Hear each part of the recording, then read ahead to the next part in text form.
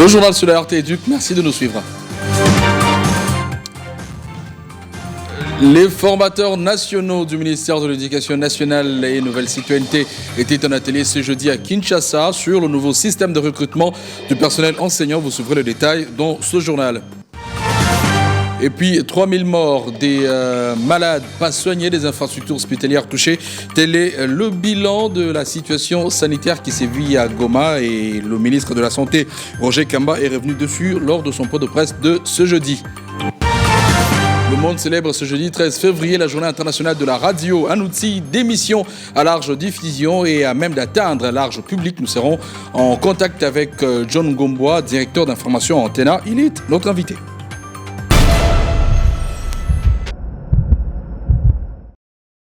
Il s'est ouvert ce jeudi 13 février un atelier sur le nouveau système de recrutement du personnel enseignant au primaire. C'est tenant à Kinshasa. Cette assise a pour but de former les formateurs nationaux du ministère de l'Éducation nationale. Des assises organisées par la direction de ressources humaines avec son partenaire PEKIP, projet d'amélioration de la qualité de l'enseignement primaire.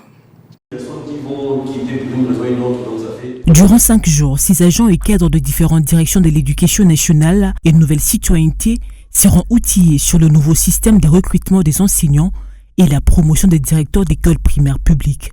Cette nouvelle réforme vise à améliorer les systèmes éducatifs congolais qui passent par un personnel qualifié.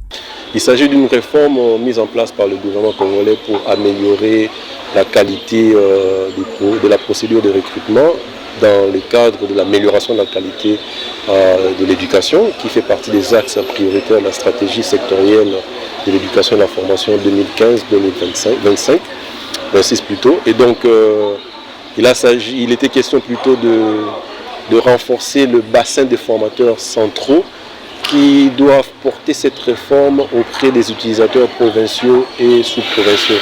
Parce que vous savez, le rôle de l'administration centrale est d'élaborer les normes. Et une fois que les normes sont élaborées, on prépare les acteurs centraux pour descendre et former, mobiliser et sensibiliser les acteurs provinciaux et locaux. C'est eux qui mettent en œuvre les normes. Pour cette première journée, il était question de comprendre les contextes et les différentes procédures de recrutement afin de constituer une équipe de formateurs qui seront déployés en province. Aujourd'hui, nous avons commencé par la première partie de la réforme qui explique le contexte de la réforme, les objectifs, les résultats attendus, mais aussi les innovations apportées à travers cette nouvelle procédure. On a expliqué comment les formateurs centraux, quelle approche ils doivent utiliser pour parler aux formateurs provinciaux, comment ils vont aborder la question, quelles sont les potentielles questions qui sont attendues au niveau des parties prenantes provinciales et sous-provinciales et comment ils doivent y répondre. On leur donne les éléments pour mieux former ceux qui vont former au niveau local. Signalons que cet atelier organisé par la DRH avec son partenaire PEKIP est une étape préparatoire à la mission de sensibilisation de cette nouvelle réforme dans le prochain jour dans les 16 provinces administratives hors Perse.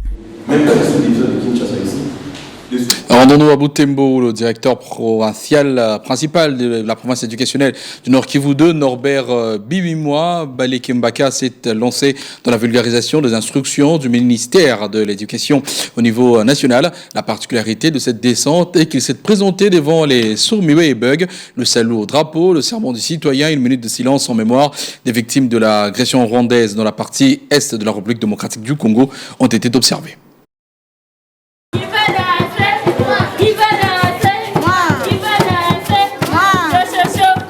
À l'école primaire Mouanké et l'Institut Notre-Dame de l'Assomption des sourds-muets, dès les premières heures de la journée, le prophète Norbert Bibimois Balekembaka a été témoin de la montée des couleurs nationales et la récitation du serment du citoyen.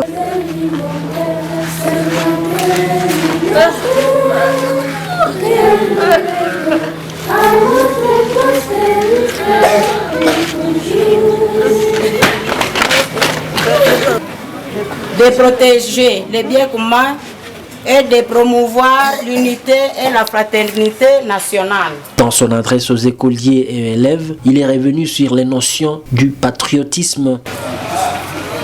La nouvelle citoyenneté, il vient nous enseigner le patriotisme, il vient nous enseigner, il vient nous apprendre l'amour de notre pays. C'est Dieu qui a voulu que nous soyons des Congolais. Et ces pays, nous devons les aimer. Ces pays, nous devons les servir en toute loyauté. Ces deux institutions d'enseignement spécial éprouvent quelques difficultés comme le soulève le directeur et le préfet. Et ce qui cause beaucoup de problèmes, c'est la gratuité. Donc plusieurs enseignants, nous avons de nouvelles unités. Aussi nous demandons toujours à notre directeur provincial de plaider pour nous, afin que nous puissions voir l'arrêté pour la nouvelle structure. La formation à langue des signes pour nos enseignants, pour que les élèves apprennent bien et pour qu'ils soient utiles à la société. Nous venons de lui charger d'aller faire le plaidoyer pour la paye des enseignants qui ne sont pas payés. Nous avons 32 enseignants, mais seulement 2 sont payés. À l'école Beg Giovanni, le patron de la province éducationnelle Nord Kivu 2 a découvert le degré d'avancement très positif que les apprenants Beg de cette école, aussi devenue mixte, sont en train de s'adapter. L'itinérance de ce jour a chuté au bureau de la sous-coordination des écoles conventionnées catholiques. Dans la grande salle des réunions de cette sous-coordination, les agents des bureaux, aux côtés de l'abbé sous-coordinateur Patrick Nyandoto, ont été en face du prophète pour un échange. Une première fois depuis qu'il est à la direction. Norbert Bissimo Balekempaka a été ovationné par l'accueil et le climat qu'il a croisé à la sous-coordination des écoles conventionnées catholiques. C'est le même travail et vous méritez donc le même traitement. Au Koulou, de la province éducationnelle Koulou 1, les gestionnaires provinciaux et sous-provinciaux ont été en atelier pour s'approprier le nouveau canevas de rapport d'activité, forum qui se tient dans l'optique d'améliorer le suivi des activités éducatives de la province sur les recommandations du ministère de l'Éducation nationale, tout en mettant l'accent sur 4 paramètres clés du système éducatif: l'école, la classe, l'élève et l'enseignant. Nicolas Kingwangwa. Les gestionnaires provinciaux et sous-provinciaux de la province éducationnelle Koulou 1 se sont réunis pour un atelier consacré à l'appropriation des nouveaux canevas des rapports d'activité. Cette initiative, en accord avec les recommandations du ministère de l'Éducation, vise à harmoniser et à améliorer le suivi des activités éducatives dans la province. Ces canevas met l'accent sur 4 paramètres clés du système éducatif: l'école, la classe, l'élève et l'enseignant. Il prend en compte les réalisations de la province éducationnelle par rapport aux axes stratégiques de la stratégie sectorielle de l'éducation et de la formation, ainsi que les aspects liés à l'éducation en situation d'urgence, notamment l'accès, l'accessibilité et l'équité. Dans ces canevas, on a abordé la question de l'amélioration de la qualité de l'éducation en insistant sur l'importance des moyens d'enseignement, du matériel didactique, des visites des classes, du matériel des laboratoires, du programme scolaire et de l'inspection pédagogique.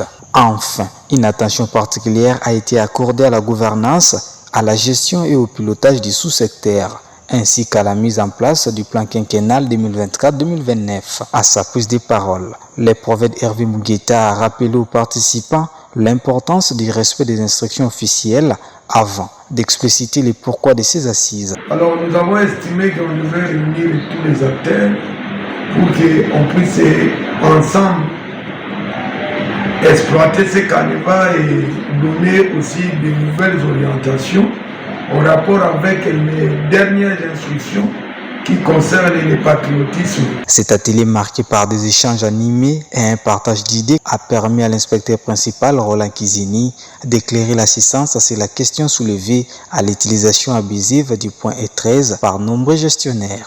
Les E13, c'est en quelque sorte une fiche de cotation. Ce sont les points scolaires. Ça, c'est l'école qui compte. Parce que ce n'est pas l'inspection qui présente, qui demande aux enfants de faire l'examen de l'école. L'examen scolaire, c'est fait au niveau de l'école. L'inspection met à la disposition de chaque école une fiche de cotation de ses enfants. Les participants ont exprimé leur satisfaction à l'image du coordonnateur provincial des écoles conventionnées Kimbanguiste. Voilà, la Convention de l'Organisation des Nations Unies pour l'éducation, la science et la culture a été ratifiée ce lundi 10 février. Un travail de longue haleine qui a connu les efforts conjugués de la Première ministre, du ministre de la Formation professionnelle ainsi que l'UNESCO. Cependant, quel est l'apport de ce texte nouvellement ratifié ici au pays? Notre rédaction était en contact avec le directeur pays de l'UNESCO. Suivez. Cette ratification, comme je l'ai évoqué tout à l'heure, apportera beaucoup d'avantages à la RDC et renforcera la position de la RDC en ce qui concerne la coopération internationale dans le domaine de la formation professionnelle. Bien sûr aussi avec l'UNESCO, mais avec d'autres organisations internationales et d'autres pays qui ont ratifié cette convention. Je parle des avantages comme par exemple l'accès au financement.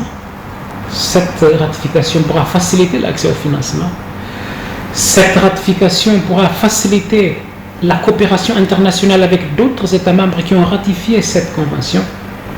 Cette ratification pourra également faciliter la reconnaissance des certifications et des diplômes au niveau de l'enseignement et de la formation technique et financière entre plusieurs pays, renforcera bien sûr l'intégration régionale parce que cela pourra faciliter des initiatives transfrontalières.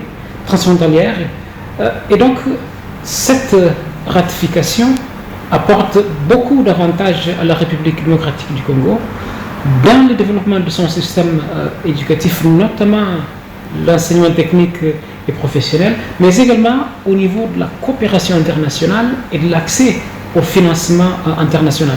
Je tiens à féliciter la RDC, son Excellence Monsieur le Président de la République, le gouvernement et le ministre de la Formation professionnelle. Le ministre de la Santé publique, Hygiène et Prévoyance sociale, Roger Kamba, a tenu un point de presse pour faire un état des lieux de la réponse nationale face à la crise sanitaire et humanitaire qui sévit actuellement dans les provinces du Nord et Sud Kivu. Il en ressort que 3000 personnes ont été tuées avec un cumul de 939 corps qui, jusqu'à ce jour, se trouvent dans les différentes morgues. Concernant les infrastructures de santé, le ministre a indiqué que certains d'entre elles ont été directement attaquées par les M23, notamment 3 centres de traitement de la Mpox qui ont été vidés de leurs patients. Jonathan Mabika.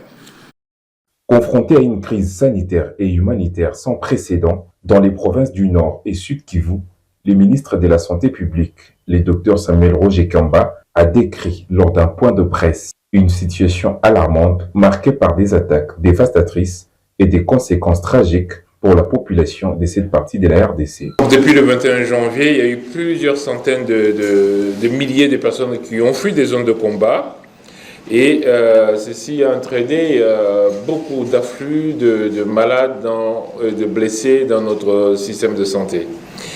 L'entrée du groupe armé M23 accompagné des troupes rwandaises a entraîné à ces jours des centaines de blessés et la première communication que nous avions faite est aujourd'hui déjà battue en brèche par le nombre de blessés. Le dernier chiffre que nous avons des blessés que nous avons enregistrés nous dans les structures de santé, c'est plus de 4260 blessés.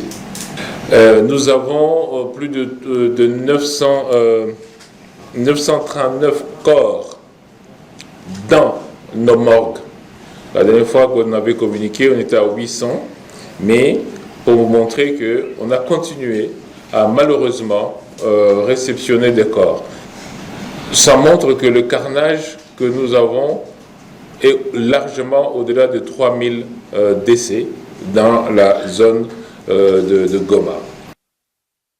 Le ministre de la Santé publique a également souligné que ces attaques ont également visé plusieurs infrastructures de santé, détruisant plusieurs centres de traitement à Mpox. Les structures de soins ont été touchées, notamment les centres de traitement Mpox. Au 24 janvier, nous avions un peu plus de 143 malades Mpox dans les centres de soins et ils ont tous été malheureusement ils ont tous fui, justement, parce que les centres de santé de traitement Mpox ont été détruits. Et nous n'avons pu retrouver que 33 malades Mpox. Ça veut dire que, malheureusement, nous exposons notre population à des contaminations sur lesquelles, pour l'instant, nous n'avons pas de contrôle, du fait que les centres de santé ont été touchés. Malgré l'ampleur de cette crise, l'espoir demeure. Grâce à l'effort du gouvernement et de l'OMS, un corridor humanitaire sera bientôt ouvert pour acheminer les intrants et équipements médicaux nécessaires pour faire face à cette situation. Nous avons discuté avec l'OMS, nous avons discuté avec le CICR, avec OCHA et avant-hier, nous avons finalement eu la garantie que ces organisations internationales peuvent maintenant acheminer les intrants jusqu'à Goma, en passant par Nairobi et Kigali. Le ministre de la Santé publique a rappelé que le gouvernement de la RDC suit de près la situation sanitaire dans les pays voisins, notamment la menace de l'épidémie à Ebola en Ouganda et de Melbourne au Rwanda. Ouverture le mercredi 12 février à Africana Palace de l'atelier de renforcement de capacité et d'évaluation sur la clarification de procédures et mécanismes de décaissement de fonds du gouvernement et des partenaires pour les activités de vaccination en République démocratique du Congo. Reportage de Roli et Renette Masunda. Les experts du programme élargi de vaccination PEV et ceux des différents partenaires bi- et multilatéraux du secteur de la santé se sont retrouvés autour d'une table pour évaluer et réfléchir sur la classification de procédures et mécanismes de décaissement des fonds alloués à la vaccination en République démocratique du Congo. Et par rapport à ça, nous sommes avec tous les partenaires d'appui, donc tous ceux qui nous appuient, les partenaires techniques et financiers, notamment l'OMS, l'UNICEF, Gavi. Ils sont nombreux, on ne sait pas tout citer là-bas. En fait, on se retrouve pour que nous puissions faire un peu une petite évaluation, comme nous sommes au début de l'année. Nous avons travaillé pendant toute l'année 2024. Ici, il est maintenant question d'évaluer, de voir qu'est-ce qui a marché, qu'est-ce qui n'a pas marché. À en croire le chef des divisions administratives et financières du PEV, Didier Mbaya, le taux de couverture vaccinale chez les enfants, selon les derniers résultats, a sensiblement régressé de 38%. Il y a plusieurs paramètres, mais ici, nous sommes dans le cadre du financement. Parce que nous nous sommes rendus compte que le financement est là dans les pays. C'est-à-dire que le gouvernement finance l'achat des vaccins. Et les différents partenaires aussi nous accompagnent. Mais c'est plus un peu lié aux procédures de décaissement des fonds. Vous comprenez? Du côté financier, c'est ça. Ça veut dire que l'argent est là, mais nous n'arrivons pas à faire arriver l'argent à temps, là où les prestataires derniers doivent vacciner l'enfant. Les vaccins, on les achète, mais pour les acheminer vers les derniers kilomètres là-bas, ça pose problème. C'est comme ça que nous réunissons tous ces partenaires là-bas, qu'on voit un peu comment assouplir toutes ces procédures-là pour que nous puissions atteindre les enfants et penser à améliorer cette couverture. Cet atelier qui a démarré ce mercredi à Africana Palace va se clôturer ce vendredi 14 février. Le secteur de la publicité à Kinshasa connaîtra un réel changement dans les jours qui viennent sur instruction du gouverneur de la ville, Daniel Bumba, qui tient à l'amélioration du visage de la capitale RD congolaise. Le ministre provincial en charge de la culture, Jésus Noël Chéké, a tenu une réunion hier avec le directeur de DGPEC et celui de la division urbaine afin de discuter sur les nouvelles mesures prises en rapport avec le secteur de la publicité. C'est sous sa casquette de ministre provincial de la culture que Jésus Noël Chéké, lui qui tient mordicus à redorer l'image de la ville de Kinshasa, comme le veut le gouverneur Daniel Bumba, a échangé avec les responsables de la direction générale de la publicité extérieure de Kinshasa et ceux de la division urbaine de la culture et art. D'une oreille attentive, c'est lui qui autrefois dirigeait la DGPEC a écouté les désiderata de cet état-major de la publicité quinoise juste avant de leur communiquer les attentes du numéro 1 de la ville, l'objectif étant d'améliorer la qualité de vie des Quinoises et Quinois. Une séance au cours de laquelle Jésus Noël Chéké a également exprimé le constat amer dont il a été témoin, notamment dans l'implantation anarchique des dispositifs publicitaires qui désorganisent les paysages urbains. Pour lui, les panneaux publicitaires devraient servir à embellir la ville plutôt qu'à la salir, d'où les mesures suivantes. La suppression de toute implantation des dispositifs publicitaires, la mise sur pied d'une commission technique qui prendra en compte toutes les parties prenantes, mais aussi et surtout l'évolution et la restriction de la DGPEC. Ce sont là donc les décisions prises par l'autorité urbaine, jugées cependant salvatrices pour Kinshasa et son image de marque. Chaque 13 février, le monde célèbre la journée internationale de la radio et l'UNESCO a eu à faire un communiqué quant à ce qui est arrivé à notre direction. L'Organisation des Nations Unies pour l'éducation, la science et la culture place la journée mondiale de la radio, célébrée le 13 février 2025 sous le thème la radio et le changement climatique. Ces thèmes pour l'UNESCO soulignent le rôle essentiel que peut jouer la radio en tant qu'un outil puissant pour sensibiliser et encourager les communautés à mener des actions concrètes face à l'urgence environnementale. À Kinshasa, la célébration de cette journée coïncide avec le 88e anniversaire de la radio Léo, la toute première radio historique de proximité créée le 1er janvier 1937. Cet événement offre une opportunité unique de retracer l'histoire de cette station emblématique, de comprendre l'évolution et le rôle de la radio en République démocratique du Congo et de mesurer son impact sur la société congolaise face à la multiplicité de phénomènes météorologiques extrêmes et à la dégradation environnementale. L'impact de la radio sur la préparation et la réponse aux catastrophes naturelles est plus important que jamais pour contribuer à la réduction des risques catastrophiques en République démocratique du Congo. Les radios locales ancrées dans leur communauté à travers leurs programmes disposent du grand potentiel pour mettre en avant des situations vécues et des solutions partagées au sein de communautés largement impactées par le changement climatique. Les femmes, les enfants et les personnes marginalisées peuvent trouver grâce à la radio un lieu où raconter les histoires, partager les connaissances et apprendre des nouvelles façons de faire. La journée mondiale de la radio 2025 célèbre les efforts des radiodiffuseurs pour doter les citoyens des compétences nécessaires pour mieux comprendre et appréhender la crise climatique et les nouvelles. On reste justement dans ce sillage de la célébration de la journée mondiale de la radio. Et nous sommes en ligne avec John Ngombois, qui est le directeur d'information à télévision Antenne A. C'est lui que nous joignons d'ailleurs par appel. Dites-nous brièvement ce que représente une radio aujourd'hui dans la société. La radio est un canal d'information démocratique et pratique, en ce sens que à l'émission et à la réception, elle exige beaucoup moins de moyens et elle est plus disponible et couvre un large éventail de public. Et techniquement, moins coûteux.